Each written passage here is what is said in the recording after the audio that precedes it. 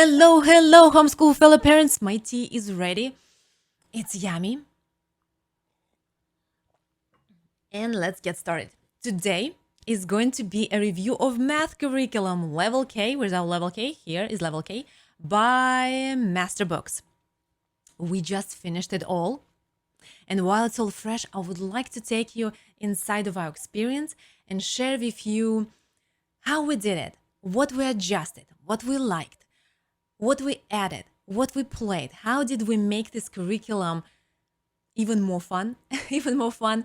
So my kid started to love math and wanted to do it every day on his own without me telling him. It's possible. I would like to show you a detailed flip through, discuss with you all the pluses and minuses that we found in this program, and basically all the small details that we ran into and how we solved it to make it an amazing experience for my son. First thing that you might want to know about this program, it's a Christian-based program. Second, it's very gentle, very, very gentle approach. And what I mean by very gentle approach, you will see in a second. But let's move on and talk about level K. It does say level K, but it doesn't necessarily mean that it is going to be perfect for a kindergartner. Why not? Here, I think that is more appropriate. Let's see. It says recommended for kindergartner, but suitable for ages 4 to 6. When we go in a detailed flip through, just keep this information in mind. And when you see detailed flip through, look at the stuff and think of your student. If you think this is going to be perfect fit, or if you feel like it is going too gentle for your kid and you would like to level up. Why I'm saying this? Because this one was perfect for my kid. He loved it. He was waking up every single day asking to do math. He was doing math before his breakfast. I couldn't pull himself out. And this curriculum is supposed to be a 1-year course. He finished it in almost 3 months because he so liked it. But he is just about to turn 4. And it did end up being the perfect fit for him.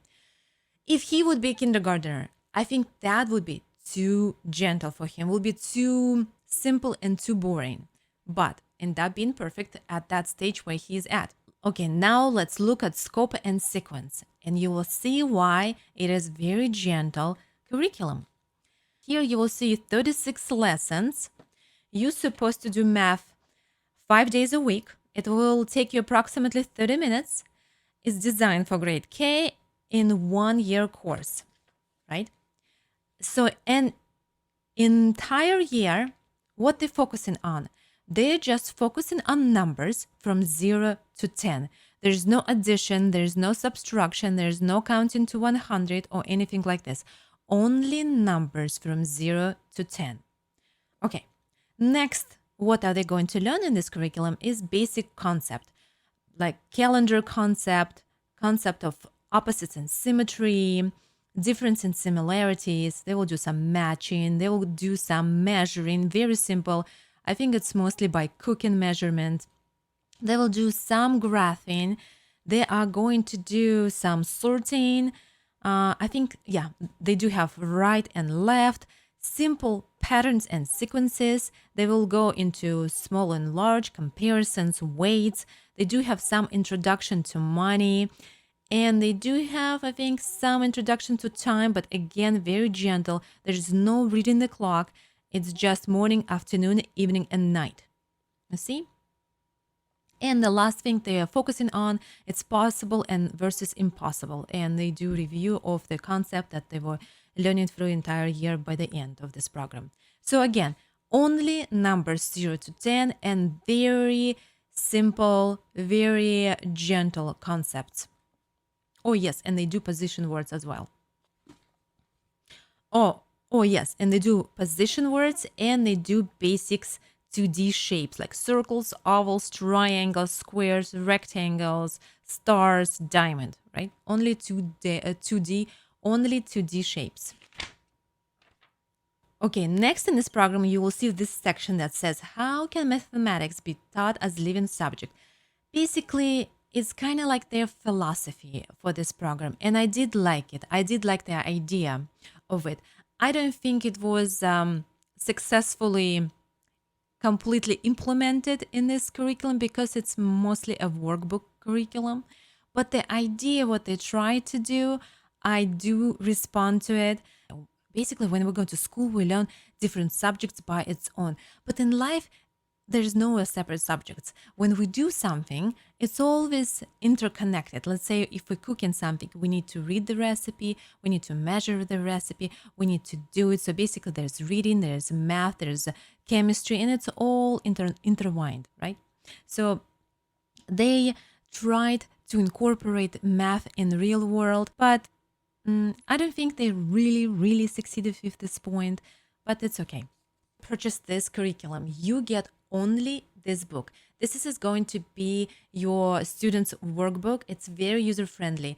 You don't have any teacher's manuals. You don't have any additional workbooks for this curriculum. You don't have any manipulatives coming with it. Basically, it's just only this book, which can be nice. It's no complication here. And you see there's 3 holes.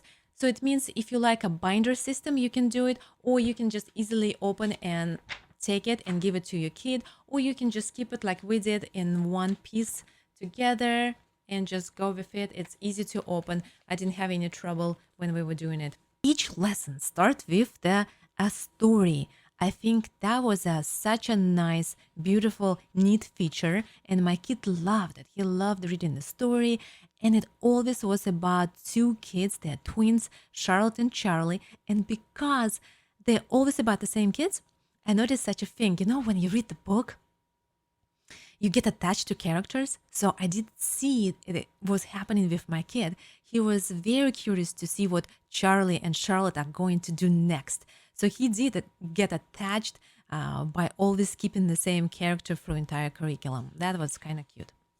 Oh, another thing I loved about this program, you see that all the shapes and all the numbers that they have to trace and color, they are big. The main minus of this curriculum was for me, and I think that is important and might be important for you as well. You see, I don't have a problem that they have numbers only from 0 to 10. I think that's fine. That gentle approach is fine.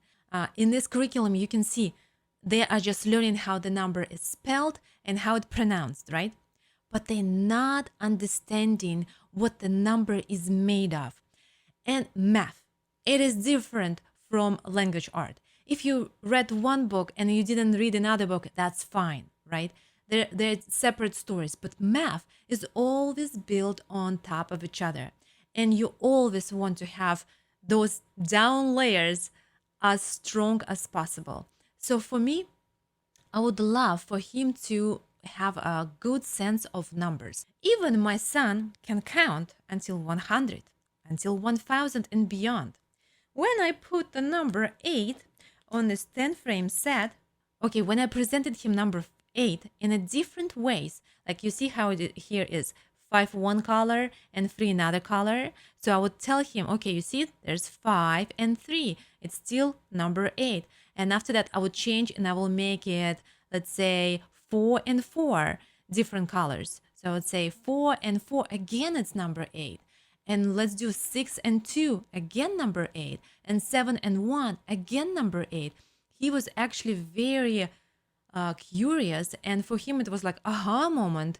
He was discovering first time, even he had numbers, knowing and can count until 100 and 1000, doesn't matter, because it's first time he actually understood the number, understood that 8 or any different number can be built in multiple ways. And I love this color presentation, and I love 10 frames, because what you could do, you can change the color set, or you can make different positions. You can make different positions. You can teach them grouping and subdiving.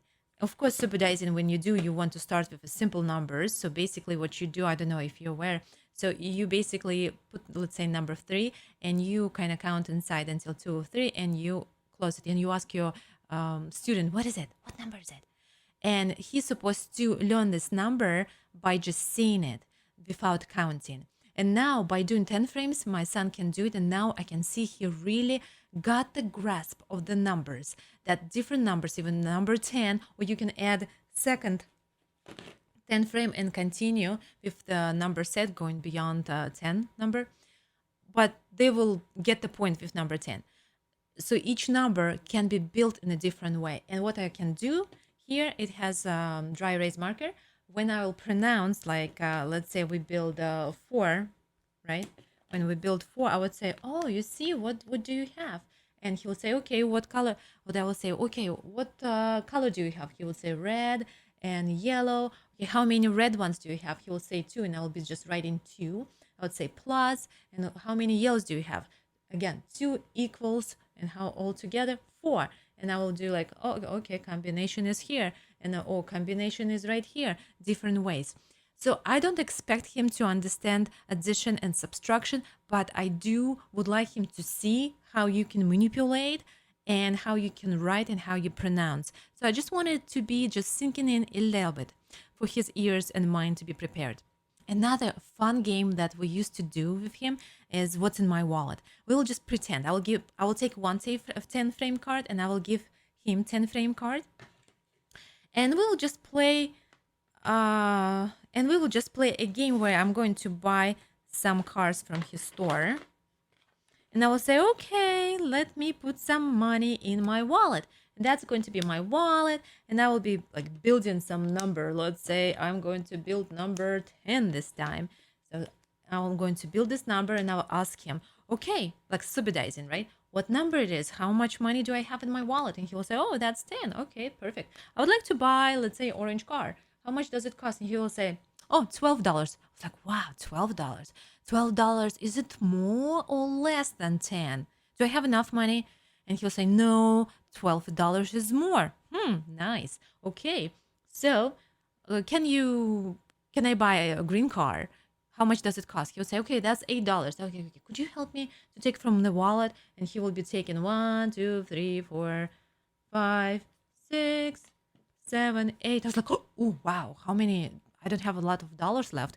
How many dollars do I have? It's like 2. So it means 10 minus 8 will be $2 left. Oh, perfect. Okay. Again, I will be just pronouncing those things.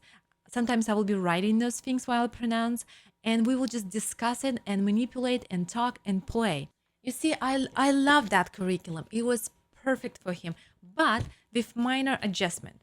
When I added this to him and some dice games, that ended up being the best variation of this curriculum. Okay, if you're interested in games and some manipulatives, I'm going to record a separate video with math games that will perfectly fit this book with our best collection of 10 frame set games and the dice games. What we basically use, because I tried a lot and I narrowed down to most favorite of my sons, basically winners for him that I saw he enjoyed, and they did create a basic, good, nice, solid foundation of math. Okay, now it takes us to the last point. What are we going to do with my son for our math path? I decided to make a combination of several curriculums. For the games, I decided to go with the Right Start, Level A, Start Again from the beginning. And that curriculum is amazing. It doesn't have any workbook. It's all manipulatives. It's all games. It's basically what I love. It's just hands-on math. I forgot to grab it, but if you're interested, I'm going to do a separate detailed review of that curriculum. Then for workbook, because my son did like the workbook, I got him Good and Beautiful Level K, and it does come with a small box of the curriculums, and it does come with a small box of manipulatives. Very nice, very beautiful. We already started doing it, and my kids loves it. Loves it, loves it, loves it. And the last moment, I got this curriculum. It was just used. I think I spent $5 for this. Life of Red Apples. And it is all story-based curriculum. I don't think it is a great curriculum as a standalone, but in combination, it's awesome. Okay, those are our plans. I'm not sure how they're going to work out. We will see. I'm very excited about that journey, and I will definitely keep you updated. But I want to know, what are you going to do? Are you going to stick to this curriculum, or you're thinking to use something else, or you're thinking of some sort of combination? Please share your thoughts in the comments below. I'm very, very interested. Especially, I have another student soon upcoming to the level K, And who knows, maybe I will use something for him different because each kid, each kid is different. If you're interested, I'm going to do a separate video where I'm going to open and compare 4 curriculums. This Masterbooks, Good and the Beautiful, Right Start, and Life of Fred. I will open them and lesson by lesson, I will show you what's the difference. I will show you a strong part of each program and some weak moments in each program. Thank you for watching this video. I wish you a wonderful day and I will see you in the next one.